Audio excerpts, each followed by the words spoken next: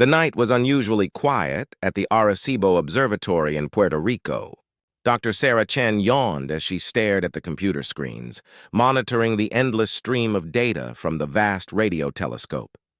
It was just another routine night shift, or so she thought. Suddenly, a sharp beep pierced the silence. Sarah's eyes widened as she saw an unusual pattern emerge on her screen. Her heart raced as she realized what this could mean. With trembling hands, she reached for her phone and dialed her supervisor. "Dr. Rodriguez, you need to see this now." Within hours, the observatory was buzzing with activity. Scientists from around the world were called in, all eager to analyze the strange signal. As days passed, excitement turned to fear. The signal wasn't random noise or a natural phenomenon. It was a message.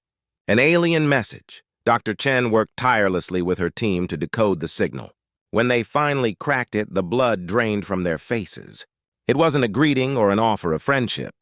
It was a threat. Your planet has been observed. Your resources are desired. Prepare for our arrival. Resistance is futile. The news spread like wildfire. Governments around the world tried to keep it under wraps, but in the age of social media, secrets didn't stay secret for long. Panic gripped the globe as the reality sank in.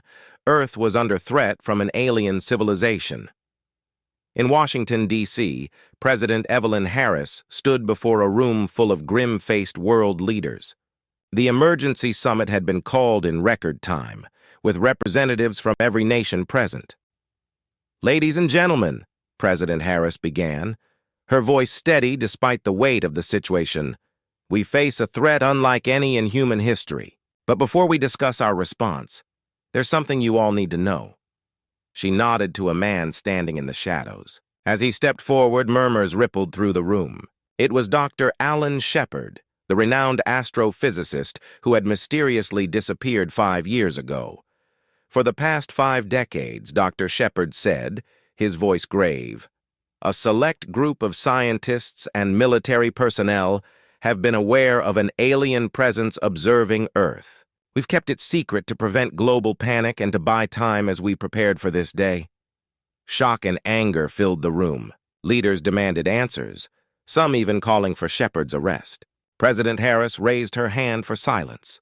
"I understand your anger," she said, "but now is not the time for blame. We must unite against this common threat." As the summit continued, details of the long-hidden alien surveillance came to light. Strange phenomena that had been dismissed as hoaxes or explained away suddenly made sense. The rapid advancement of technology in recent years, reverse-engineered from observed alien tech, the push for space exploration, a desperate attempt to catch up to the alien threat. Meanwhile, across the globe, humanity grappled with the news. In New York City, crowds gathered in Times Square, their faces illuminated by the giant screens broadcasting global reactions. In a small village in India, families huddled around old radios listening intently to the translations. In Rio de Janeiro, people flocked to churches, mosques, and temples, seeking comfort in faith. Back at the Arecibo Observatory, Dr. Chen and her team worked around the clock, analyzing every bit of data they could gather about the alien signal. They estimated that the message had traveled for at least 50 years before reaching Earth. This meant the aliens were far away, but it also meant they had half a century of technological advancement that humanity hadn't seen. As dawn broke on the 3rd day of the summit, a plan began to take shape. The world leaders, setting aside old rivalries and conflicts, agreed to form a united front against the alien threat. The Global Defense Initiative, GDI, was born. President Harris addressed the world, her face broadcast on screens large and small across the planet. "My fellow citizens of Earth," she began, her voice firm and resolute, "we face a threat greater than any in our history, but we will not cower in fear. We will not surrender our home without a fight. Today we stand united as one human race, ready to defend our planet." She outlined the formation of the GDI, calling on every nation to contribute its resources and brightest minds to the cause. Scientists, engineers, and military strategists from around the world would work together to advance human technology and prepare Earth's defenses. As the speech concluded, a sense of purpose replaced the fear in many hearts. Humans had always been at their best when facing adversity, and now they faced the greatest adversity of all. In the days that followed, the world changed rapidly. Old conflicts were put aside as nations pooled their resources. Universities and research labs shifted their focus to defense technologies and space exploration. Military training programs were overhauled to prepare for potential alien combat scenarios. But it wasn't just governments and institutions that mobilized. Ordinary citizens stepped up in extraordinary ways. Neighborhood watch programs transformed into alien alert systems. Schools began teaching basic survival skills alongside traditional subjects. People everywhere started building shelters and stockpiling supplies. A month after the initial signal, Dr. Chen made another breakthrough. Hidden deep within the alien message was a timestamp, indicating when the alien fleet had begun its journey towards Earth. After careful calculations, she estimated that humanity had about 5 years to prepare, 5 years to advance technology by centuries, 5 years to build defenses against an enemy they knew almost nothing about, 5 years to unite a planet that had been divided for millennia. As Dr. Chen shared her findings with the GDI leadership, she couldn't help but feel a mix of dread and hope.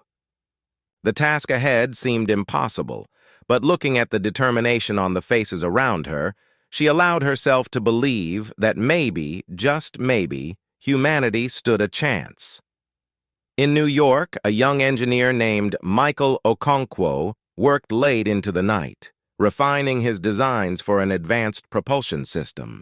In Beijing, Dr. Lin Wei led a team developing new materials that could withstand the harsh conditions of space. In Lagos, a group of hackers turned cyber warriors created complex algorithms to detect and counteract potential alien cyber attacks. Across the globe, millions of such stories unfolded. Humanity, faced with extinction, was rising to the challenge. The next 5 years would determine the fate of the human race. The clock was ticking. The enemy was approaching. But for the first time in history, the people of Earth stood truly united. As the sun set on this new era of human history, the message from the stars hung over the planet like a shadow. But it was a shadow that humanity was determined to step out of, into a future of their own making. The aliens had hoped their threat would cow humanity into submission. Instead, it had awakened a sleeping giant. Earth was no longer a vulnerable blue marble spinning in space. It was becoming a fortress, and its inhabitants were ready to fight for their home. The world had changed overnight.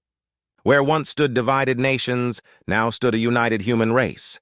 The threat of alien invasion had done what centuries of diplomacy couldn't. It had brought the entire world together. In the halls of the newly established Global Defense Initiative, GDI, headquarters in Geneva, representatives from every country on Earth gathered. The air was thick with tension, but also with a newfound sense of purpose. Dr. Yuki Tanaka, a brilliant Japanese physicist, stood before the assembly. Her eyes gleamed with excitement as she presented her latest findings. "We've made a breakthrough in quantum entanglement," she announced. "This could be the key to faster-than-light communication." The room erupted in applause. It was the first of many scientific leaps that would follow in the coming months.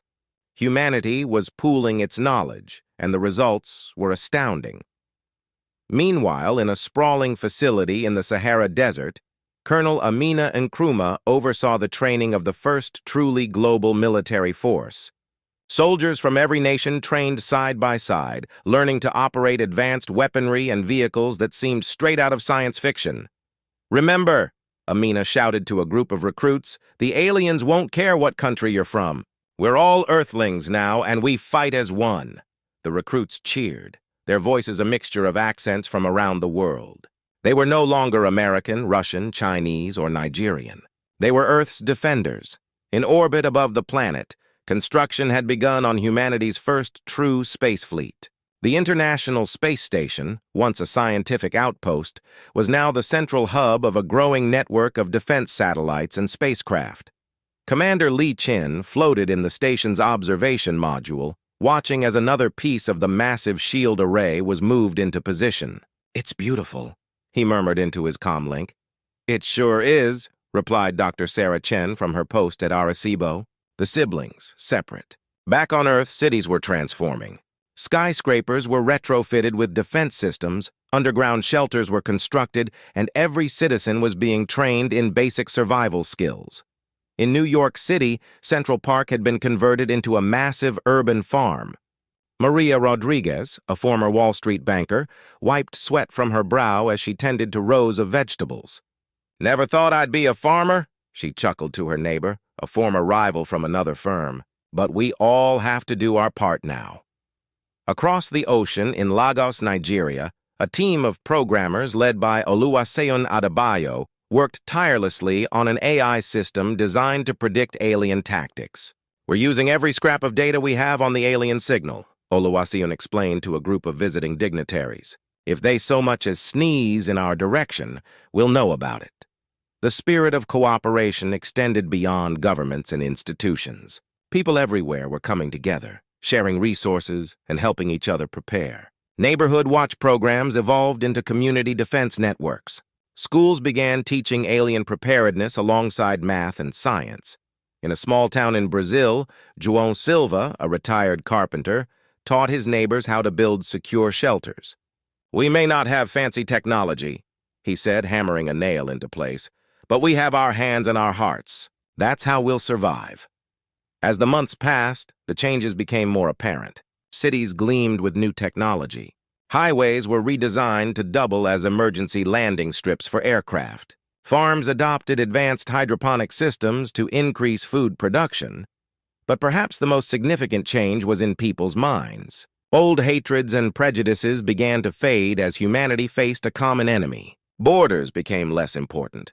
Language barriers were broken down as everyone rushed to learn a common tongue for easier communication. In orbit, the first of Earth's new defensive fleet was nearing completion. The EDS Unity, a massive battleship built with contributions from every nation on Earth, prepared for its maiden voyage. Captain Zahra Hassan, chosen to lead this historic mission, addressed her diverse crew. "Look around you," she said, her voice firm. "Every person here represents the best of humanity.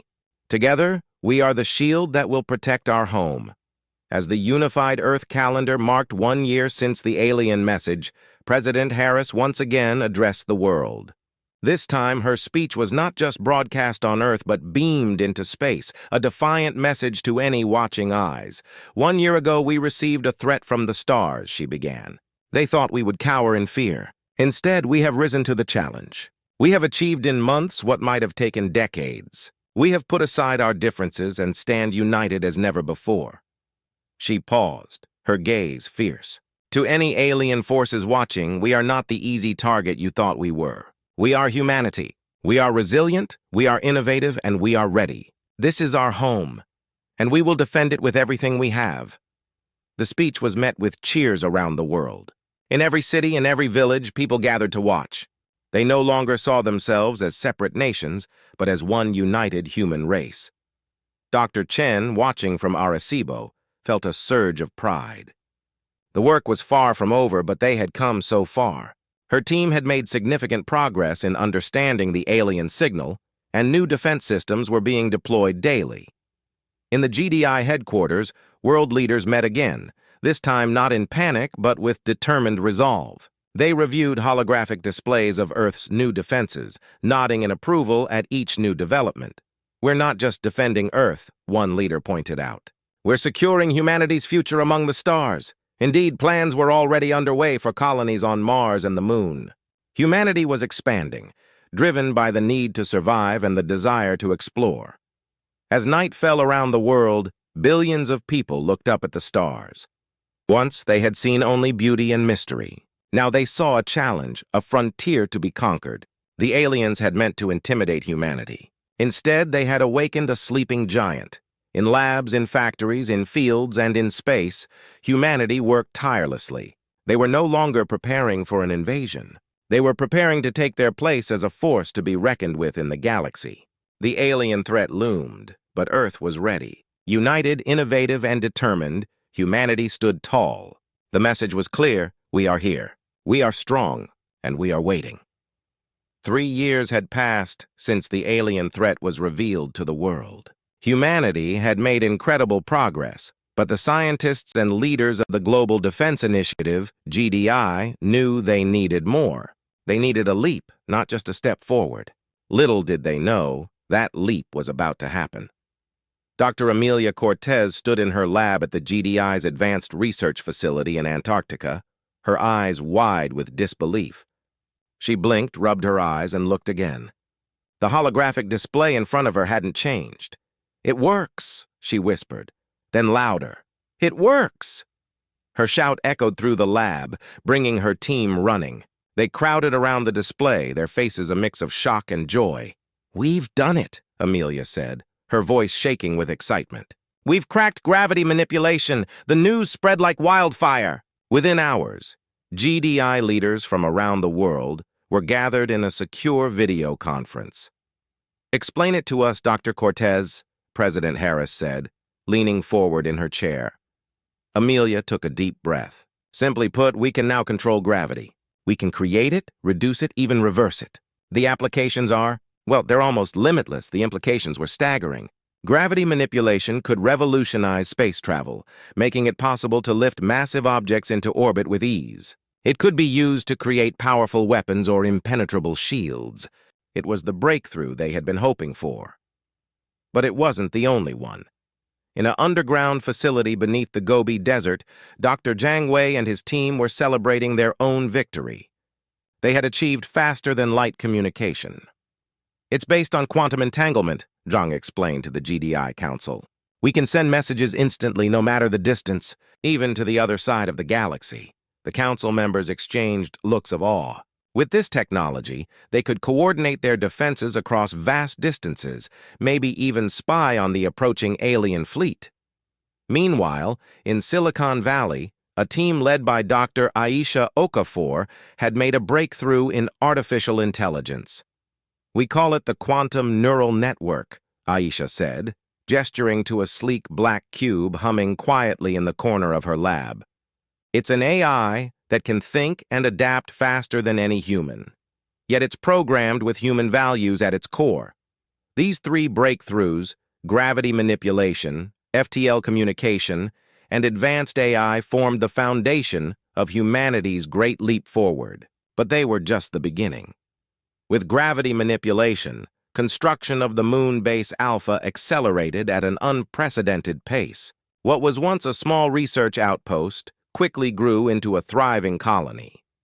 Commander John Chen stood at the viewport of the base's control center, watching as massive habitation domes were effortlessly lifted into place by gravity manipulators. "It's like magic," his second-in-command, Lieutenant Maria Sokolov, murmured beside him. John nodded. "Clark's third law, Maria. Any sufficiently advanced technology is indistinguishable from magic. On Mars, the first human colony was taking shape. Gravity manipulation made terraforming possible on a scale never before imagined. Massive atmosphere generators, shielded by artificial gravity fields, worked tirelessly to thicken the Martian air. Dr. Hiroshi Tanaka, head of the Mars mission, stood on the red soil, breathing the slowly thickening atmosphere through a lightweight mask. In his hand, he held a small Martian plant, the first to grow in the open air of Mars in billions of years. "One small step for a plant," he said, smiling behind his mask. "One giant leap for mankind." Back on Earth, cities were being transformed. Gravity manipulation allowed for new forms of architecture, with floating buildings and skyways becoming common sights. Transportation was revolutionized as gravity-defying vehicles replaced cars and planes. In orbit, the EDS Unity, Earth's first true spaceship, was being refitted with the new technology. Captain Zahra Hassan watched as her ship was transformed from a clumsy, rocket-propelled vessel into a sleek craft capable of dancing among the stars. "Ready for a test run?" her chief engineer, Raj Patel, asked with a grin. Zahra nodded, her eyes sparkling with excitement. "Let's see what this baby can do." The Unity shot out of Earth's orbit, accelerating to speeds that would have been impossible just months before. In minutes, they were past the moon. In hours, they had reached Mars. "It's time to go home," Zahra said after a brief celebration. But let's take the scenic route. The Unity curved out past the asteroid belt, did a flyby of Jupiter, and then looped back to Earth. The entire journey took less than a day. As the Unity settled back into Earth orbit, Zara couldn't help but feel a surge of pride. Humanity had just become a true spacefaring civilization. But space travel wasn't the only area seeing advancements. The quantum neural network was revolutionizing every field it touched. In a hospital in Nairobi, Dr. Kioni Mutua used a QNN-powered medical AI to diagnose and treat diseases with unprecedented accuracy. "It's like having a million brilliant doctors at your fingertips," she explained to a group of awestruck medical students. In a classroom in Rio de Janeiro, teacher Carlos Mendoza used QNN-enhanced educational software to provide personalized learning experiences for each of his students. "It adapts to each child's needs in real time," he said. "Every student can learn at their own pace, in their own way." The QNN even helped in the ongoing analysis of the alien threat. In the GDI's main strategic command center, military leaders watched as the AI presented countless possible scenarios and strategies.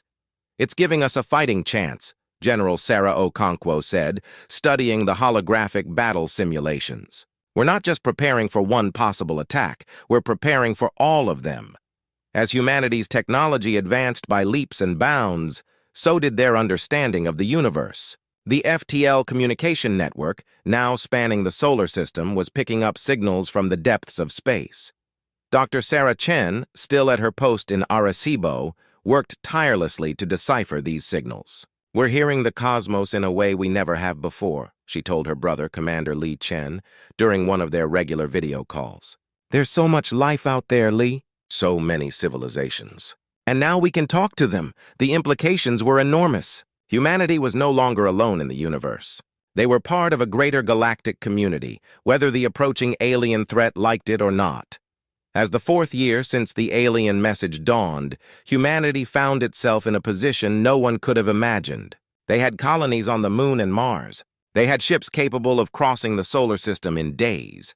They had an AI advisor of unparalleled intelligence. They had the ability to manipulate the very fabric of space-time. In short, they had hope. President Harris stood before the United Nations, now truly united, to deliver a speech marking this new era. "4 years ago, we received a threat from the stars," she began, echoing her words from years before. "They thought they would find us weak and unprepared. Instead, they will find a humanity transformed. We have taken a great leap forward, not just in technology, but in unity and purpose." She paused, her gaze sweeping across the assembly and the billions watching around the world and beyond. "To our would-be invaders, I say this.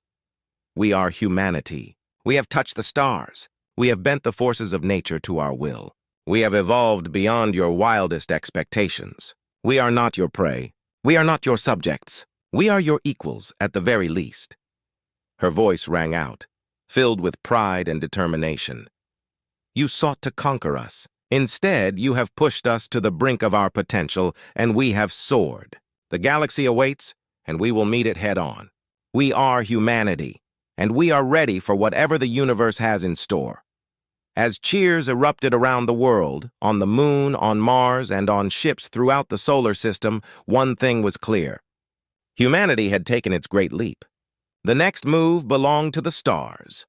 5 years had passed since the alien threat was first discovered. Humanity had transformed itself, pushing the boundaries of science and unity further than anyone had thought possible. Now, as the estimated arrival of the alien fleet drew near, the leaders of the Global Defense Initiative, GDI, knew it was time to send a message of their own. In the Grand Assembly Hall of the GDI headquarters in Geneva, representatives from every nation on Earth gathered. The air was thick with anticipation. This wasn't just another meeting. This was the day humanity would talk back to the stars. President Evelyn Harris stood at the podium, her face resolute. "For 5 years we've prepared," she began. "We've united, we've advanced, we've become more than we ever thought possible. Now, it's time to let our would-be invaders know exactly what they're dealing with." She nodded to Dr. Sarah Chen, who stepped forward. The once timid scientist now stood tall, confidence radiating from her every movement. "We've pinpointed the origin of the alien transmission," Sarah explained, bringing up a holographic map of the galaxy. A red dot pulsed in one of the spiral arms. "Thanks to our FTL communication technology, we can send a message that will reach them long before they reach us." General Amina Nkrumah, now the head of Earth's combined military forces, spoke next. "We have two objectives with this message," she said, her voice firm. "First, to demonstrate our technological advancement. Second, to make it clear that any hostile action will be met with overwhelming force." The assembly buzzed with murmurs of agreement. After years of preparation, humanity was ready to stand its ground. In a secure room adjacent to the assembly hall, a team of Earth's best minds gathered to craft the message. Diplomats argued over tone, scientists insisted on technical demonstrations, and military strategists pushed for shows of strength. Dr. Yuki Tanaka, the physicist who had helped develop gravity manipulation, raised her hand. "Why don't we show them instead of just telling them?" she suggested.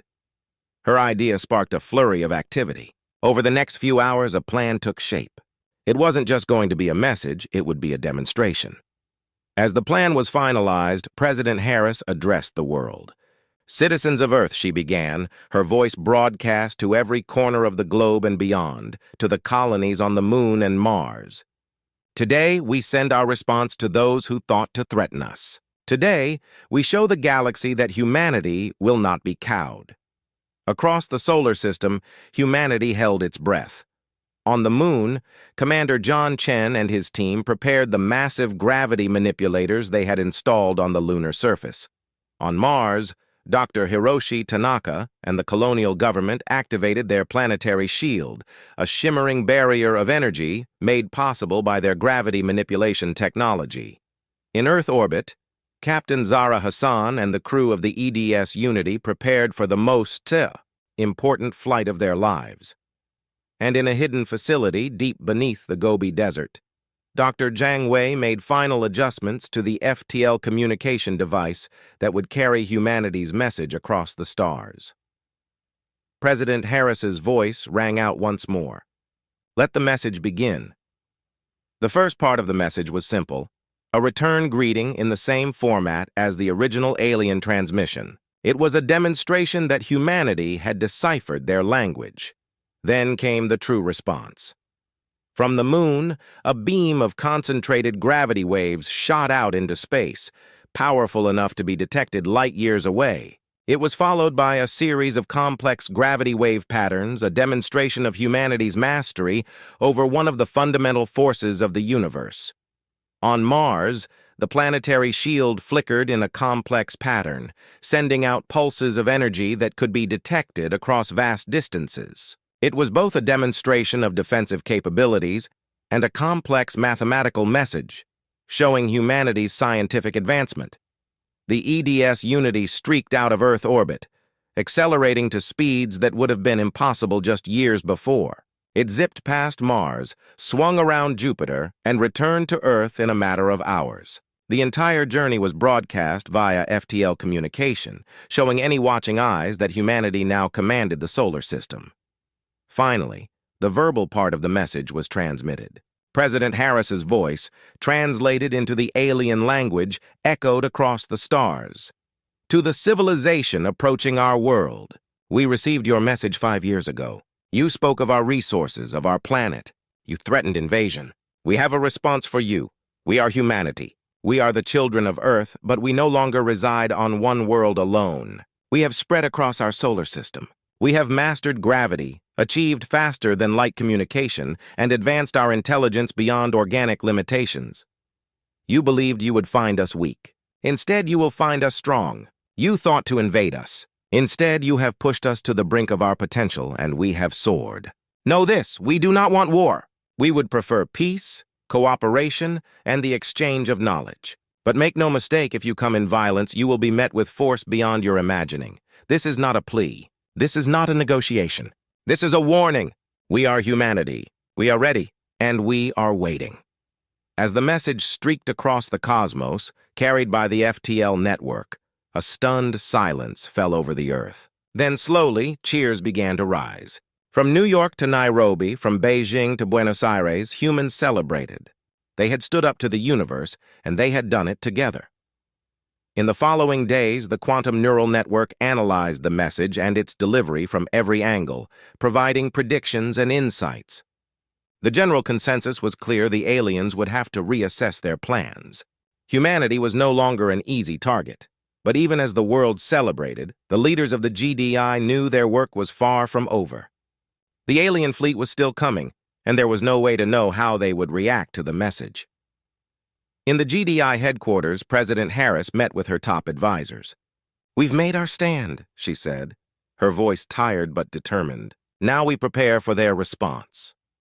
Dr. Sarah Chen nodded. "We'll keep monitoring for any reply. With our FTL communication, we should receive their response long before they reach our solar system." General Nkrumah added, "And we'll continue to strengthen our defenses. The Unity is just the first of our new fleet. We'll have dozens more ships ready within months." As the meeting continued, discussing plans and contingencies, a sense of cautious optimism filled the room. Humanity had faced the threat head-on. They had united, advanced, and grown stronger than ever before. Whatever came next, they would face it together. Outside, the night sky was filled with stars. Once they had seemed distant and unreachable. Now they were a challenge, a frontier to be explored. Humanity had sent its message to the cosmos. They had declared their readiness, their unity, their strength. Now they waited for the universe to answer. The stars seemed to hold their breath as humanity waited for a response. Days turned into weeks, weeks into months. The alien fleet was still approaching, but slower now, as if hesitating. In the command center of the Global Defense Initiative, GDI headquarters, Dr. Sarah Chen stared at the holographic display, her eyes red from lack of sleep. Suddenly, a loud beep filled the room. Sarah's heart raced as she saw a familiar pattern emerge on her screen. "We've got a response," she shouted. Within minutes, the GDI's top leaders had assembled. President Evelyn Harris, her face etched with lines of worry and determination, nodded to Sarah. "Let's hear it, Doctor." The message, translated by the quantum neural network, filled the room. "Humans of Earth, your message has been received. Your advancements are unexpected. We must reconsider our approach.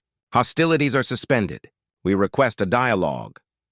A stunned silence fell over the room, broken only when General Amina Nkrumah let out a loud whoop of joy. "We did it!" she cried. "We actually did it!" But President Harris raised a hand, her expression cautious. "This is just the beginning," she warned. "We need to prepare for this dialogue carefully. Over the next few weeks, Earth was a flurry of activity. Diplomats worked around the clock to prepare for the upcoming negotiations. Scientists and military leaders compiled reports on humanity's capabilities, deciding what to reveal and what to keep secret. Meanwhile, the alien fleet had slowed to a near stop at the edge of the solar system. Earth's long-range sensors, now enhanced by gravity wave detection technology, kept a constant watch on them. Finally, the day of the dialogue arrived. In a historic decision, it was agreed that the meeting would take place on neutral ground, the surface of Mars. The EDS Unity, now joined by a small fleet of similar ships, carried the Earth delegation to the Red Planet. As they descended to the Martian surface, Captain Zahra Hassan couldn't help but feel a surge of pride. Just a few years ago, this journey would have been impossible.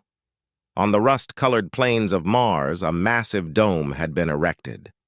Inside, the atmosphere was Earth-like, maintained by advanced terraforming technology. It was here that humans would meet their first alien species. As the alien ship landed outside the dome, everyone held their breath.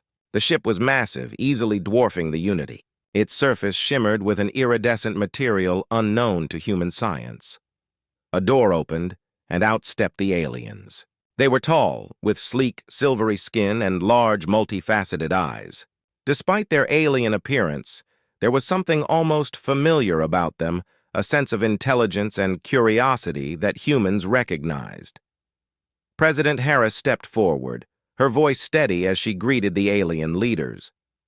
"Welcome to Mars," she said. "We are glad to meet you in peace." The alien leader, introduced as High Commander Zix, inclined its head. We are. Impressed, it said, its voice translated through advanced linguistic software. You have surpassed our expectations. Over the next few days, humans and aliens engaged in intense discussions. The aliens explained that they were part of a galactic confederation, always seeking new resources and members. They had assumed Earth would be an easy conquest, a mistake they now admitted. Your response to our threat was unprecedented, Zix explained. Most species cower or fight amongst themselves. You united and advanced at an astonishing rate. Dr. Yuki Tanaka, part of the scientific delegation, couldn't contain her curiosity. Your technology, it's amazing, she said. But I noticed our gravity manipulation is more advanced. How is that possible? Zix's multifaceted eyes seemed to shimmer with something like embarrassment. We may have underestimated the potential applications of gravity manipulation. Your innovations in this field are truly remarkable. As the discussions continued, it became clear that both species had much to offer each other. The aliens had vast knowledge of the galaxy and technologies humans had never dreamed of. Humans, in turn, had shown incredible adaptability and innovative thinking. Back on Earth, people watched the proceedings with a mix of fear and hope. In New York's Times Square, crowds gathered around massive screens broadcasting the alien encounters. In a small village in India, families huddled around radios, listening to translations of the historic meetings. As the negotiations neared their end, a new proposal emerged. The aliens offered humanity a place in their galactic confederation not as conquered subjects, but as equals. President Harris addressed the people of Earth from the Martian dome. We stand at a crossroads, she said, her voice carried to every corner of the globe and to the colonies on the moon. We can join this galactic community, exploring the stars and expanding our knowledge beyond our wildest dreams. But we must decide together. The vote was nearly unanimous. Humanity, once confined to a single planet, would take its place among the stars. In the years that followed, Earth underwent another transformation. Alien technology merged with human innovation, leading to advancements that would have seemed like magic just a decade before. The moon colony expanded rapidly, becoming a major hub for interstellar trade. Mars was fully terraformed within a generation, its red deserts giving way to blue oceans and green continents. Human ships, now equipped with faster-than-light drives, began to explore the galaxy. They established colonies on distant worlds, made contact with other alien species, and became known throughout the galaxy for their adaptability and innovative spirit. But they never forgot the lesson they had learned. In every human colony, in every ship that bore the flag of Earth, the story was told of how humanity had faced extinction and instead found greatness. Dr. Sarah Chen, now the head of Earth's Interstellar Research Division, stood at the viewport of Ganymede Station, watching ships come and go from across the galaxy. Her brother, Admiral Li Chen, stood beside her. "Do you ever wonder what would have happened if they had never sent that threat?" Li asked. Sarah smiled. "We might still be squabbling over our one little planet," she said. "Instead, look at us now." As if on cue, a ship emerged from FTL Travel nearby, a joint human-alien exploration vessel heading out to the edges of the known universe. "We thought it was the end," Sarah mused. But it was just the beginning. Lee nodded, his eyes on the stars. "And our story is far from over." As the ship disappeared into the depths of space, carrying with it the hopes and dreams of humanity, one thing was clear. The aliens had meant to conquer Earth. Instead, they had unleashed humanity's true potential, and now the entire universe was waiting to see what they would do next.